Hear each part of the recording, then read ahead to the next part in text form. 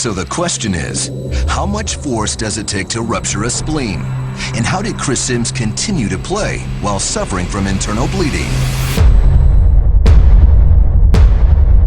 The sports science team begins with the creation of a biofidelic dummy, an anatomically correct torso containing realistic synthetic organs.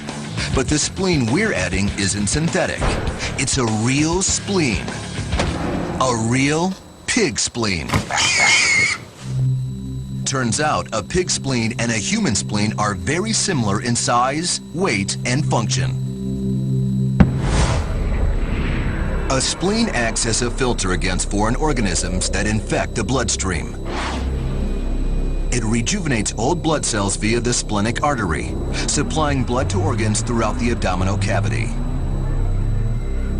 With such a significant volume of blood coursing through this organ at any one time, rupturing the spleen can be catastrophic. A ruptured spleen is extremely dangerous because the spleen is a very vascular part of your body. It gets blood in, it filters it, it takes blood out. So a laceration to that, especially a large laceration, can bleed out in a very short period of time.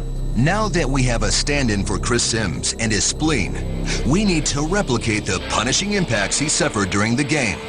So we brought in the best organ basher on the planet, MMA legend, Bas Rutten. Bas's punches have been measured at over 1,200 pounds of force, roughly the same amount of force as getting crushed by All-Pro linebacker Joey Porter.